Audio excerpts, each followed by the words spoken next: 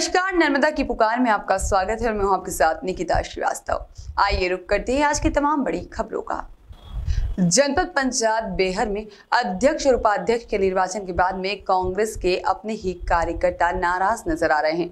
बड़ी संख्या में कांग्रेस के कार्यकर्ताओं ने बेहर विधानसभा क्षेत्र के विधायक संजय उइके की कार्यप्रणाली से नाखुश होकर आगामी विधानसभा में कार्य न करने की बात कही। बता दें कि आपको कल ही जनपद पंचायत अध्यक्ष और उपाध्यक्ष के मत के परिणाम आए हैं, जिसमें अध्यक्ष के रूप में भगवंती सेयाम और उपाध्यक्ष के पद पर रंजीत बेस निर्वाचित हुए हैं। दोनों ही गढ़ी क्षेत्र के हैं। कार्यकर्ताओं का कहना था कि एक पद गढ़ी क्षेत्र से और एक पद बेहर से होना चाहिए था, तभी क्षेत्र का संपूर्ण विकास होगा। और इस विषय को लेकर कई बार कांग्रेसी कार्यकर्ताओं ने विधायक संजय उइके से बात करने की कोशिश की, लेकिन विधायक द्वारा अनदेखी कर दी गई। इतना ही नहीं, नाराज कांग्रेस कार्यकर्ताओं ने विधायक और उनके साथियों पर जनपद पंचायत सदस्यों की खरीद फिरोख्त का भी आरोप लगाया है।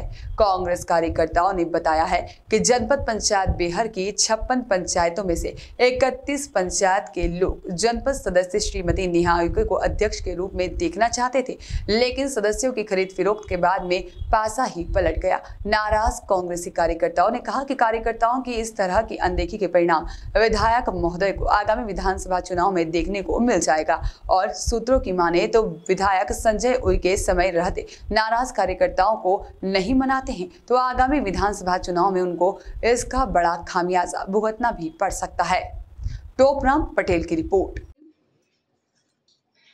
आज जनपद अध्यक्ष का और उपाध्यक्ष का चुनाव हुआ है और बैहर की 31 पंचायत को प्रतिनिधित्व करने का अवसर नहीं दिया गया है।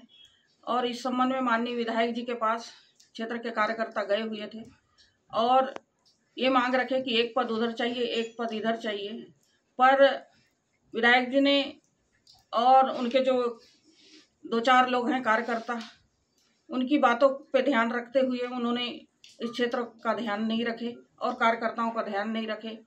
आज संगठन में सभी लोग कांग्रेस पार्टी के जीते हुए थे, सामंजस्य बिठाल करके आज निर्णय लेते। आज मुझे मजबूर कर दिया गया कि यानी चुनाव लड़ने के लिए।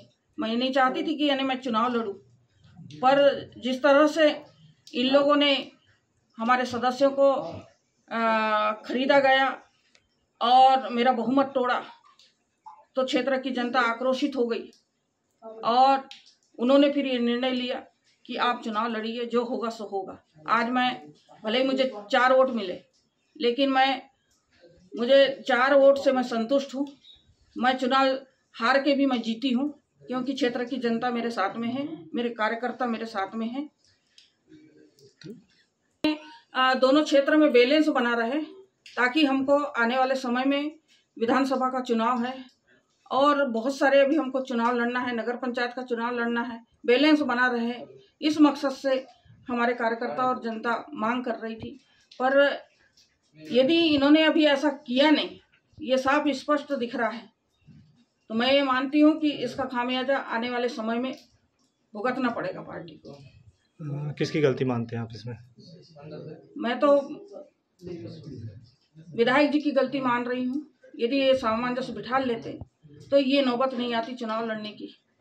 पत्ते बोल रहा हूँ और कांग्रेस पार्टी की ओर से सबको ये करता हूँ। हमने हमारे विधायक जी से बार बार निवेदन किए, कई बार गए, लेकिन बोलने के बावजूद भी हमारे बातों को नाअमल करते हुए उन्हें नज़रअंदाज कर दिए और यही कि एक तरफा उन्होंने मतलब फैसले दिए। ये हमको बिल्कुल भी सही नहीं लग रहा है और ऐसा होना भी नहीं चाहिए था। और अब इसका जो खामियाजा है वो आने वाले 23 को उनको समझ में आ जाएगा कि कार्यकर्ता क्या करते हैं क्या नहीं करते। बस ये फिलहाल खबरों में इतना ही। ताज़ा तरीन तमाम खबरों को जानने के लिए देखते रहिए नर्मदा की पुकार।